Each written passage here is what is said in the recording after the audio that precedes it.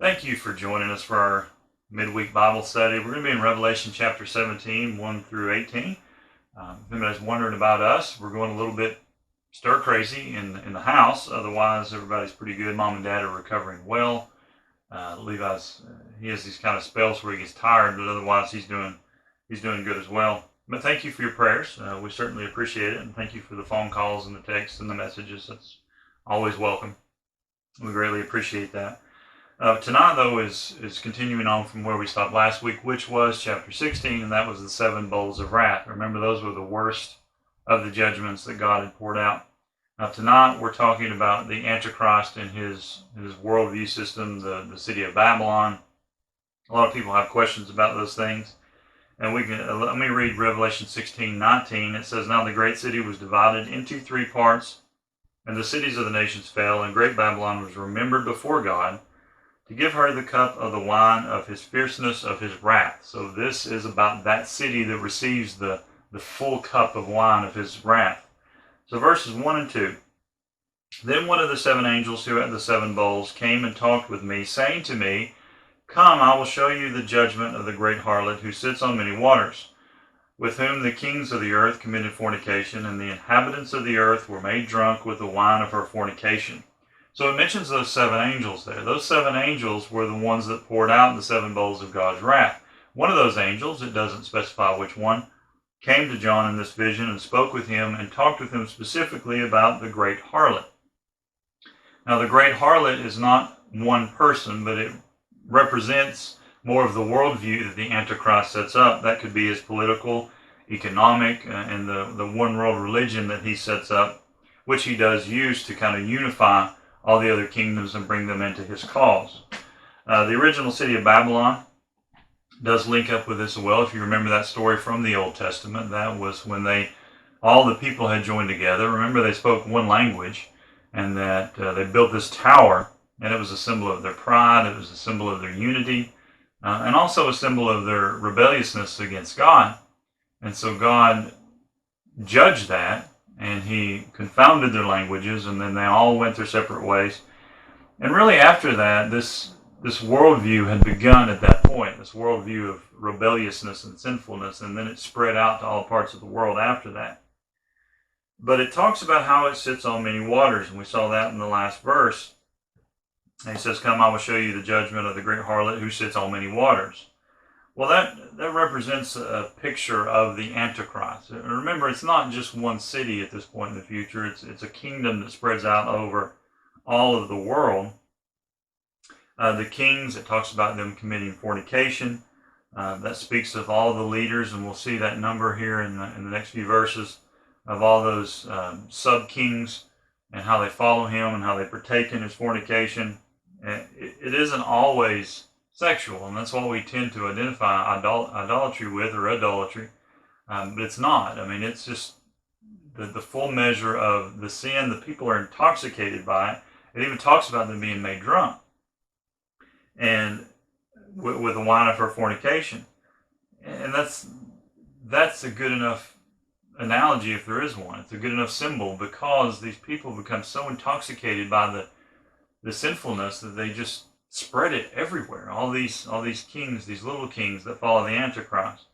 And it's really not an image of a bunch of kings who become drunk. It's not about that. It's just it uses that as an example for us to understand how this fornication, how this idolatry is just going to spread all throughout the world system. It's going to be a part of that one world religion. It's going to be a part of politics. It's going to be a part of the economy. Even stuff that we can see kind of intermingled in with our world system today. It's not unnatural to conceive that that's going to be a big part of the future. So verses 3 through 6 now in chapter 17. "So he carried me away in the spirit into the wilderness, and I saw a woman sitting on a scarlet beast, which was full of names of blasphemy, having 7 heads and 10 horns. The woman was arrayed in purple and scarlet, and adorned with the gold and precious stones and pearls, having in her hand a golden cup full of abominations and the filthiness of her fornication. And on her forehead a name was written, Mystery, Babylon the Great, the mother of harlots and of the abominations of the earth. I saw the woman drunk with the blood of the saints and with the blood of the martyrs of Jesus. And when I saw her, I marveled with great amazement. So this woman sitting on a scarlet beast, this is an image of the Antichrist, who you can consider the scarlet beast, and his world empire, which in this case and in the book of Revelation is a symbol of a woman, specifically a prostitute, and I'll explain this here more just so you understand. But it talks about her having 7 heads and 10 horns. That's the extent of the Antichrist power, which the next verses actually describe this very well for us. But this woman, this world system, talks about her wearing purple. She's adorned in purple and scarlet. She has a golden cup. All of these represent something. And in this case, in that time period, in Rome, if you were to walk down the streets and you were going to those kind of alleys and those kind of back places and you would find a prostitute, this verse would make a lot more sense to us, because you would see them dressed in purple. You would see them dressed very alluringly. They would have, what was very interesting is they would have a band upon their foreheads, and it would have their name on it, almost like they were advertising their services. And it makes a lot of sense with this verse, because that's how they would get a lot of customers, is they would get men drunk and then they would lure them back and they would proceed with their activities. So all of this makes sense in this kind of symbology that's used here in this particular verse. And that forehead on her forehead with her name on it, we saw that in the passage, and it had this kind of long thing. It said, Babylon the Great, the mother of harlots and of the abomination of earth. There's also another link there, that mother of harlots. That could very easily be a link back to the original city of Babylon, and that kind of idolatry world system that spread out on the earth and has continued to this day, and it will get even worse far into the future during this time period. Also mentions that she is drunk with the blood of the saints and with the blood of the martyrs. And that's all this world system is. Yes, it's sinful, it's idolatrous, it's wicked to the core, but it's also murderous, because they go out of their way to murder believers, to murder Christians. And they no doubt will make a big spectacle of it. And again, that kind of leans back to her being intoxicated on the blood of the saints. She is, this system, this worldview, is so passionate about getting rid of God that they relish and they revel in the blood of the saints, and they become almost kind of like a bloodlust, and they become intoxicated with just the persecution and the killing of believers. So now 7 through 8. But the angel said to me, why do you marvel? I will tell you the mystery of the woman and of the beast that carries her, which has the 7 heads and the 10 horns. The beast that you saw was and is not, and will ascend out of the bottomless pit and go to perdition. And those who dwell on the earth will marvel, whose names are not written in the book of life from the foundation of the world, when they see the beast that was and is not and yet is. This doesn't happen often in the book of Revelation, to where you see something that's a little bit mysterious, full of things that we might not understand, and then immediately following in the next verses you get an answer to that. It doesn't happen often, so enjoy this moment. The beast here, it describes again the kingdom and the king, which is the Antichrist. I like how it put this, because it uses this phrase twice. It says was and is not and yet is. If you remember back earlier in Revelation, it talked about the Antichrist. It talked about him receiving some kind of mortal head wound. Whether this was a miraculous healing by Satan, or whether this was some type of actual death and resurrection, the Antichrist does this. There's the Antichrist who was bringing in the peace, and then there's the Antichrist who seemed or appeared to have died, and then he appeared to have resurrected. That phrase, that was and is not and yet is referring to that moment. And then he goes on to talk about out of the bottomless pit, and I'll read that to you again. That's in verse 8. The beast that you saw was and is not and will ascend out of the bottomless pit and go to perdition. Most likely what happens in this moment is when that Antichrist is seemingly killed by that head wound, and he dies, upon his ascension, his false resurrection, he is most likely possessed full on by, if not Satan, a great demon, but most likely Satan in this. And then it goes on and it gives a little hope in this as well. It talks about him going to perdition, and that's the ultimate fate of Satan. That's where he's going to go. As bad as he is going to wreck the world during this time, his fate is sealed. His fate is perdition. His fate is the lake of fire. And his punishment is truly eternal. That's his forever prison. That's what's coming at the end. But it talks about, and those who dwell on the earth will marvel, whose names are not written in the book from the foundation of the world. That's an interesting one, because that's the second time in Revelation that we see that, talking about names being written in the book of life from the creation of the world. But it also does a contrast to that. And so all those whose names are not written in the book of life, they are going to completely buy into this satanic worldview. They're going to follow him. They are going to love it. They're going to follow it. They're going to believe in it completely. So now 9 through 13. Here is the mind which has wisdom. The 7 heads are 7 mountains on which the woman sits. There are also 7 kings. 5 have fallen, 1 is, and the other has not yet come. And when he comes, he must continue a short time. The beast that was and is not is himself also the 8th, and is of the 7, and is going to perdition. I'll explain that because that sounds really confusing. The beast that was and is not is himself also the 8th, and is of the 7, and is going to perdition. I will explain that. The 10 horns which you saw are 10 kings who have received no kingdoms as yet, but they received authority for 1 hour as kings with the beast. These are of one mind, and they will give their power and authority to the beast.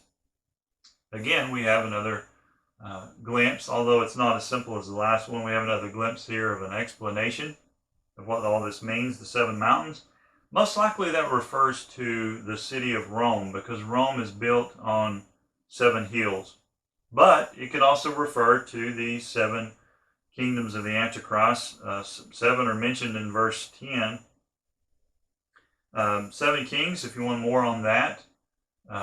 If you go back to Daniel chapter 2, 37 through 45, I'm not going to read those right now, but Daniel chapter 2, 37 through 45, he has a vision of the future as well.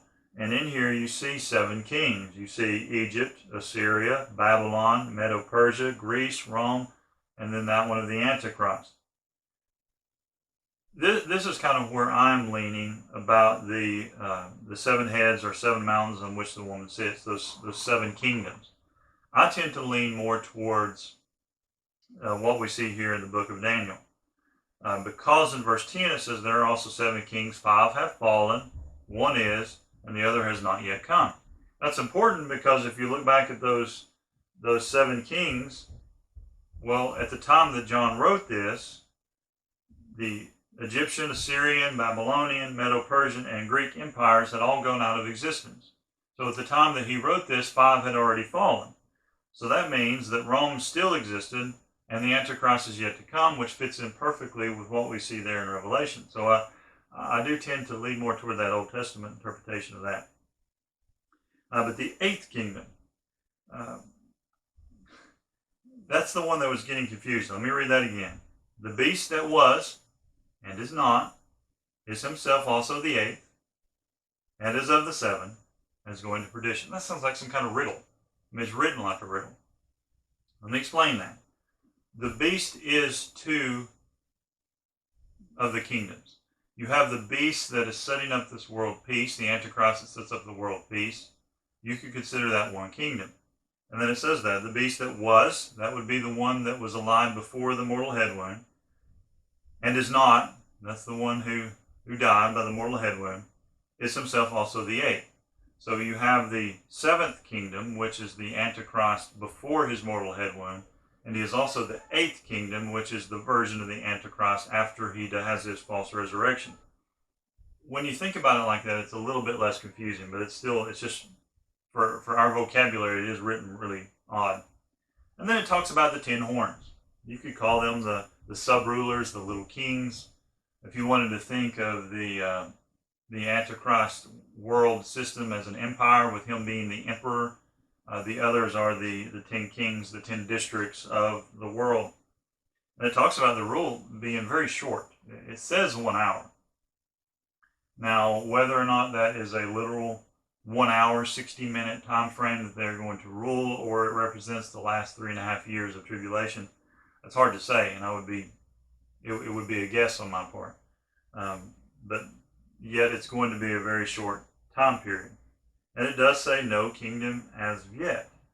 So I find that's verse 12. The 10 horns which you saw are the 10 kings who have received no kingdoms as yet, but they received authority for 1 hour as kings with the beast. So that's a future event. That's something that when John wrote this was not something that has yet existed. You've still got to have the 7th kingdom of the Antichrist before he has his head wound, and then you have the 8th kingdom after he receives his head wound, which is the last 3.5 years. And then after that, you have these 10 districts, or these 10 little kingdoms that are spread all over the earth. Verse 14 now, chapter 17.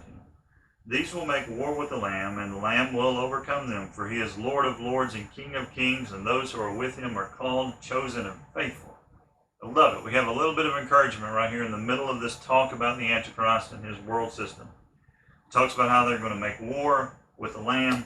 We know how that's going to turn out. It's the Battle of Armageddon. They are going to utterly and completely fail. We talked about that last week, just with the amount of carnage that's going to take place during that battle. It's not on God's side. There's no death on that side, but on the Antichrist and his forces and all these kingdoms that have come together, it's just going to be a complete slaughter. And then it mentions why. Why is that? I'm not saying that because he is a battle master or because there's some kind of tactic he's going to use. It's because he is Lord of lords and he is King of kings.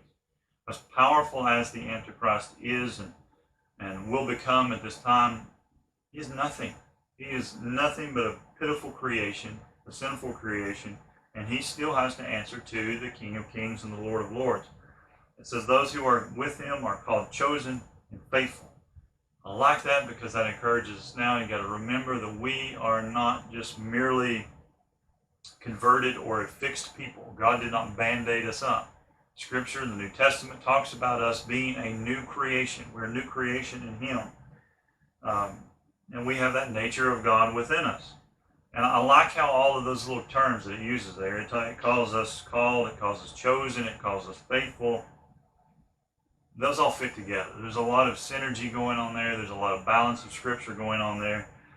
And this, if you want to think of it this way, think of it this way. We cannot be called without being chosen. We can't be chosen without being called. And we can't be called or chosen without being faithful. That is 3 sentences there that summarize the balance of salvation. I cannot be saved unless God calls me. I can't repent unless God calls me. There's that balance there of man's responsibility to repent and be faithful to God, and there's that responsibility of God to call us to begin with. Because I cannot, in my sinful state, I cannot turn to him unless he turns to me. He loves me first. So verses 15 through 18 now, the last part. Then he said to me, the waters which you saw, where the harlot sits, are peoples, multitudes, nations, and tongues. And the 10 horns which you saw on the beast, these will hate the harlot, make her desolate and naked, eat her flesh, and burn her with fire, for God has put it into their hearts to fulfill his purpose, be of one mind, and to give their kingdom to the beast, until the words of God are fulfilled. And the woman who you saw is that great city which reigns over the kingdoms of the earth. That's an interesting thing that takes place here, a bit of rebellion. Up until this point, the Antichrist, Antichrist brings all these people together with this kind of one world religion, and he unites them, and they are on board with his political cause, with his economic cause, with his religious cause, and they all follow him and grows. But toward the end here, probably during the Battle of Armageddon, it's going to be pure chaos, because these people are going to suddenly, because of God's will, and that just tells you again how much control he has over us, they all suddenly turn against the Antichrist, and it's just pure and utter and complete chaos. And again, this is all part of God's design. That's encouraging, because we can sit there and read over and over again about how the Antichrist has all this control over the world, about how his kingdom is set up, about all the things that he does. But remember, though, what may seem like control to us by reading it on these pages, God is still in control. God is still in charge. God is still the one who controls everything from A all the way through Z. He's still on the throne. The Antichrist is not going to be able to overthrow him. He's not going to be able to ruin his plan. All of these things that we read about our future are all a part of God's plan, and it's encouraging for us that are called, chosen, and faithful. But thank you again for listening to this. I'll be posting on Sunday morning. It's not going to be a live stream because I'm here at the house and I don't want to take that chance of something going wrong, but I am going to record and I'll have it posted out on Sunday morning. We're going to be talking about the Christian worldview. We talked about the Antichrist worldview today, but we're going to begin throughout the Thanksgiving season by talking about the Christian worldview and what that means for contentment and thankfulness. And we'll go through that for a little while leading up to Thanksgiving. But I hope we all and pray we all stay well here and nobody else faces this. And don't be discouraged, be encouraged. God still gives us these wonderful tools to spread the word out and spread encouragement, and we can still reach out to one another. And I appreciate you so much for reaching out to me, and thank you for doing that and checking on us. And I do promise if we need something and we can't otherwise get it, I'll let you know. Thank you so much, though, and you will have a blessed day. You have a blessed rest of the week, and I will see you soon. Thanks.